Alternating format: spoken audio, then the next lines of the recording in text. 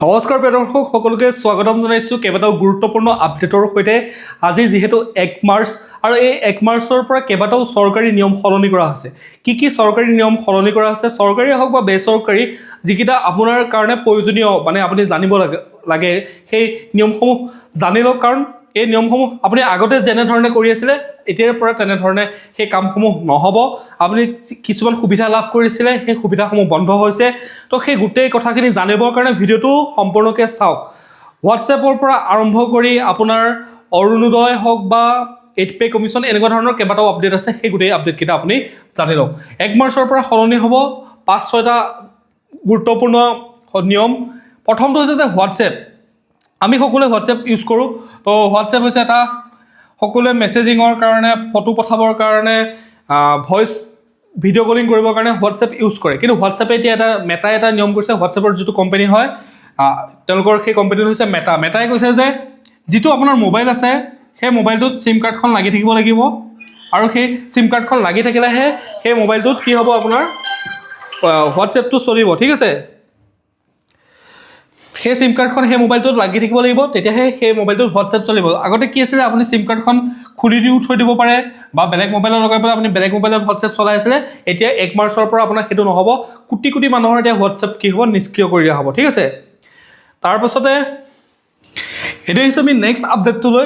UPI payment বা biometric, অৰ্থাৎ আগতে আপুনি UPIত যেতিয়া পে'মেণ্ট কৰিছিলে এনেকুৱা 6টা পিন নাম্বাৰ দিব লগা হৈছিলে। যেতিয়া আপুনি কাৰোবালৈ 1000 টকা পঠায়, 10,000 টকা পঠায়, 20,000 টকা পঠায়, 1 টকা পঠায়, 2 টকা পঠায়, এই পিন নাম্বাৰ দিব লগা হৈছিলে 6টা। এতিয়াৰ পৰা যদি আপুনি 5,000 টকা ওপৰত যদি পইচা পঠায়, আপুনি 5,000 টকাৰ ওপৰত যদি আপুনি পে'মেণ্ট কৰে, তেতিয়াহ'লে আপুনি বায়'মেট্ৰিক, অৰ্থাৎ আপুনি হয়তো ফিংগাৰ প্ৰিণ্ট দিব লাগিব, নহয়তো ফেচ লক, আপোনাৰ ফেচ ID দিব লাগিব, তেতিয়াহে আপুনি এই পে'মেণ্টটো কৰিব পাৰিব। ঠিক আছে, এইটো হৈছে নেক্সট আপডেট। 3rd নম্বৰ আপডেটটো হৈছে LPG চিলিণ্ডাৰৰ দাম বৃদ্ধি হ'ব পাৰে 1 মাৰ্চৰ পৰা। যিসমূহ বাণিজ্যিক চিলিণ্ডাৰ আছে, কমাৰ্চিয়েল চিলিণ্ডাৰ আছে, সেই কমাৰ্চিয়েল চিলিণ্ডাৰৰ দাম বৃদ্ধি হ'ব পাৰে। এইটো এটা সৰু আপডেট। তাৰপিছত আপোনাৰ নেক্সট আপডেটটো হৈছে বেংক একাউণ্টত মিনিমাম বেলেঞ্চৰ নতুন নিয়ম। অৰ্থাৎ আগতে আপোনাৰ বেংক একাউণ্টত এটা নিয়ম আছিলে যে যদি আপোনাৰ গাঁৱলীয়া বা তেনেকুৱা অঞ্চলত থকা বেংকত 1000 টকা থাকে, তেতিয়াহ'লে পইচা নাকাটে। তাৰপিছতে চহৰ অঞ্চলত হ'বলৈ হ'লে 3000, মহানগৰীত চহৰ অঞ্চলত হ'বলৈ হ'লে 2000 টকা, মহানগৰীত হ'বলৈ হ'লে 3000 টকা, এনেকুৱা ধৰণৰ নিয়ম আছিলে। এতিয়া বেংক একাউণ্টত মিনিমাম বেলেঞ্চৰ নিয়ম সলনি কৰা হৈছে। আপোনাৰ বেংকৰ টকাৰ পৰিমাণ চাই পেলাইহে কি কৰিব, আপোনাৰ যিটো তেওঁলোকে ফাইন কাটে সেইটো ফাইন কাটিব। আগৰ নিচিনাকৈ 3000 নাথাকিলে আপোনাৰ পৰা 200 টকা বা 250 টকা বা এনেকুৱা ধৰণৰ এটা এমাউণ্ট কাটি নিদিয়ে। আপোনাৰ বেলেঞ্চটোৰ ওপৰত নিৰ্ভৰ কৰি পেলাইহে আপোনাৰ সেই পইচাটো কাটিব। এইটো হৈছে 4th number update. 5th number আপডেটটো হৈছে আপুনি যদি ৰেলৰ টিকেট আগতে বুকিং কৰিছিলে এটা UTS এপৰ জৰিয়তে, যদি আপুনি বুকিং কৰিছিলে, এই UTS এপটো এতিয়াৰ পৰা ডিছকণ্টিনিউ কৰি দিয়া হৈছে। এতিয়া আপুনি ৰেলৰ টিকেট কাটিবলৈ হ'লে ৰেল 1 এপৰ জৰিয়তে আপুনি ৰেলৰ টিকেট কাটিব পাৰিব। ঠিক আছে, ৰেলৰ টিকেট বুকিং কৰিবৰ কাৰণে বা তেনেকুৱা ধৰণৰ ৰেলৰ যিকোনো আপুনি বিষয়ে জানিবলৈ হ'লে আপুনি ৰেল 1 এপৰ জৰিয়তে এতিয়া টিকেট কাটিব লাগিব। আগৰ যিটো এপ আছিলে সেইটো ডিছকণ্টিনিউ কৰা হ'ল।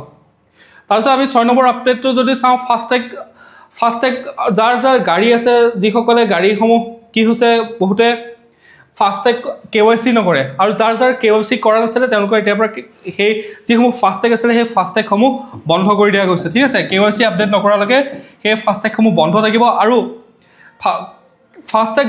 ফাষ্টেগৰ জৰিয়তে যদি আপুনি টোল গেট পাৰ নহয়, তেতিয়াহ'লে যদি ফাষ্টেগত 100 টকা হয়, তেতিয়াহ'লে আপুনি ইয়াৰ দুগুণ পইচা ভৰিব লগা হ'ব পাৰে যেতিয়া আপুনি কেছ পইচা দিব। ঠিক আছে, তো যাৰ KYC আপডেট হৈ থকা নাই তেওঁলোকে KYCখন আপডেট কৰি লওক।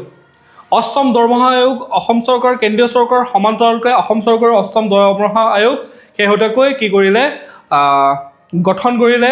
এজন IAS অফিচাৰ নেতৃত্বত 8ম দৰমহা আয়োগ গঠন হ'ল। এতিয়া আপোনাৰ 8ম দৰমহা আয়োগ গঠন হ'ল যিহেতু, তো কামখিনি এতিয়া খৰতকীয়াকৈ হ'ব। খৰতকীয়াকৈ হ'লেও প্ৰায়তো 15 পৰা 18 মাহৰ প্ৰয়োজন আছে। যিটো ফিটমেণ্ট ফেক্টৰ হয়,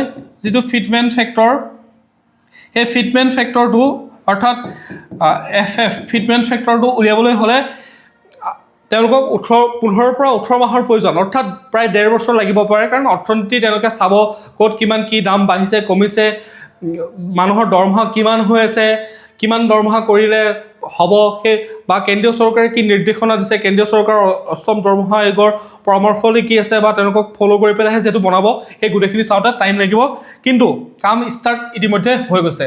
তাৰপিছতে অৰুণোদয় আঁচনি সকলোৱে গম পাই আছে, মুখ্যমন্ত্ৰীয়ে কৈ আছে 10 মাৰ্চৰ দিনাখন আপোনালোকক 9,000কৈ দিব। আগতে 8,000 দিয়াৰ কথা আছিলে, এতিয়া 9,000 কৰি দিব। 10 মাৰ্চত সকলোৱে অৰুণোদয় পইচা পাব। কিন্তু 1 মাৰ্চৰ আজিৰ পৰা মাৰ্চ মাহত কেইবাটাও বন্ধ আছে, হোলী আছে আৰু অন্যান্য কিবা কিবি লোকেল ফেষ্টিভেল আছে, তো বন্ধ থাকিব পাৰে। যিসকলে এতিয়াও তেওঁলোকৰ বেংক একাউণ্টটোৰ KYC আপডেট কৰি লোৱা নাই, এইটো কথা মনত ৰাখিব, যদি আপুনি KYC আপডেট কৰা নাই তেতিয়াহ'লে আপুনি অৰুণোদয় পইচা আগতে পাই আছে যদিও এইবাৰ আপুনি নাপাব পাৰে, কাৰণ যিহেতু এইটো হেভি এমাউণ্ট আহি আছে, 9,000 আহি আছে। তো 9,000 এমাউণ্টটো যেতিয়া আহিব, 9,000 এমাউণ্ট আহিব হ'লে আপোনাৰ একাউণ্টটো মাষ্ট বি KYC আপডেট হ'ব লাগিব। তাৰ কাৰণে বেংকত গৈ পেলাই আপুনি KYCটো আপডেট কৰি লওক। এইকেইটা আছিলে গুৰুত্বপূৰ্ণ আপডেট, ঠিক আছে, মাৰ্চ মাহত সলনি হোৱা গুৰুত্বপূৰ্ণ আপডেট।